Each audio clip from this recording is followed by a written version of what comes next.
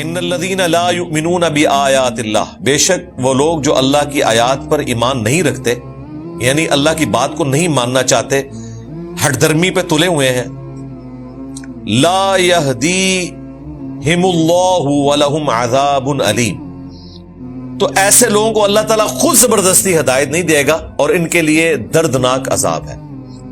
یہ میں نے جو ترجمہ کیا نا کہ خود سے ہدایت نہیں دے گا، یہ امپلائیڈ ہے۔ ویسے لفظی ترجمہ تو بنے گا کہ اللہ تعالیٰ ایسے لوگوں کو ہدایت نہیں دے گا اور ان کے لیے دردناک عذاب ہے۔ میں نے اس کا ترجمہ کیا ہے خود زبردستی ہدایت نہیں دے گا، اور بات یہی ہو رہی ہے۔ اگر آپ وہ والا ترجمہ کریں گے نا تو وہ پھر قرآن کے مقدمے میں نہیں بیٹھے گا۔ اس کا مطلب یہ ہے کہ اللہ تعالیٰ چاہتا ہے کہ لوگوں کو گمراہ رکھیں، یہ تو نہیں ہم کہہ سکتے۔ جو لوگ ہدایت کے طلبگار نہیں ہوتے اللہ تعالیٰ زبردستی انہیں ہدایت نہیں دیتا، ہاں جو طلبگار ہوتے ہیں انہیں ہدایت دے دیتا ہے۔ یہ نہیں ہے کہ اللہ ہدایت نہیں دیتا، یہ بات ہوتی نہیں ہے۔ تو یہ بالمفہوم ترجمہ کیا جاتا ہے۔ قرآن جو پڑھنے والا ہے وہ سمجھتا ہے کہ اللہ تعالیٰ کا مزاج کیا ہے، یہ بات کس کانٹیکسٹ میں ہو رہی ہے۔ ختم اللہ علی قلوبہم وعلی سمعہم وعلی ابصارہم غشاوہ، اللہ تعالیٰ نے ان کے دلوں پہ مور لگا دی، ان کے کانوں کے اوپر اور ان کی آنکھوں کے اوپر پردہ ہے۔ بھئی یہ جان بوجھ کے نہیں اللہ نے کیا کہ اللہ تعالیٰ کو کچھ لوگ چاہیے تھے جنہیں جہنم میں ڈالتا، بلکہ یہ اس سبب سے کیا جو سورۃ الاعراف میں آیا کہ ہم نے ان کو آنکھیں دی تھیں، یہ عبرت کا دیکھنا نہیں دیکھتے، عقل دی تھی، یہ عقل کو استعمال نہیں کرتے، کان دیے تھے عبرت کا سننا نہیں سنتے۔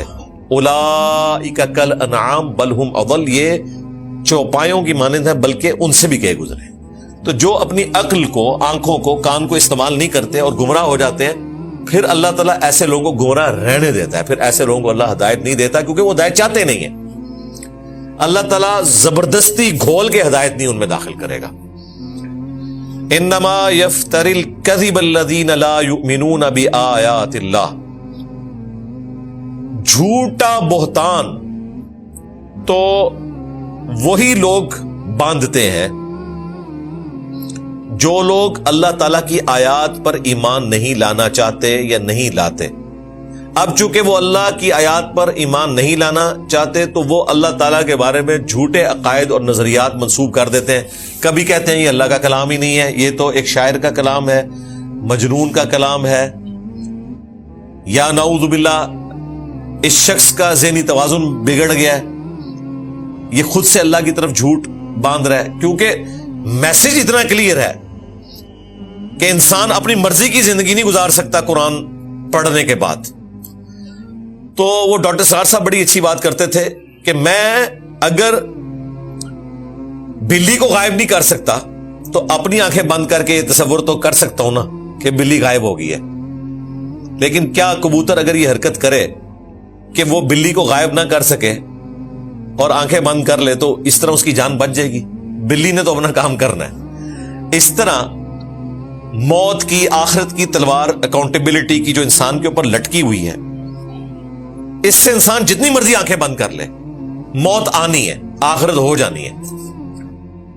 تو یہ آنکھیں بند کرتے ہیں کہ نہیں یہ سب فراڈ ہے، اس طرح کی کوئی بات اللہ تعالیٰ نے نازل نہیں کیا ہے۔ اور اگر قیامت کا کوئی دن ہوا بھی تو جس نے دنیا میں ہمیں سب کچھ دیا ہے تو آخر ہمارے اندر کوئی کوالٹی دیکھی ہے تو دیا ہے، آخرت میں بھی ہمیں بڑا اچھا رکھے گا۔ اس طرح کی گفتگو کیا کرتے تھے۔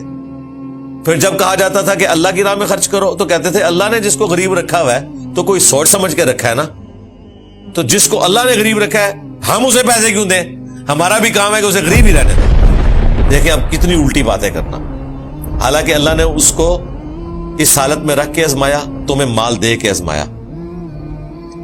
وہ میسج کی طرف جان بوجھ کے نہیں آتے، ہر بات کو الٹی طرف لے جاتے ہیں کیونکہ وہ اپنی مرضی کی زندگی گزارنا چاہتے ہیں، پیغمبر کی اطاعت نہیں کرنا چاہتے۔ وہ مشکل کام ہے، نفس کی خلاف ورزی ہے۔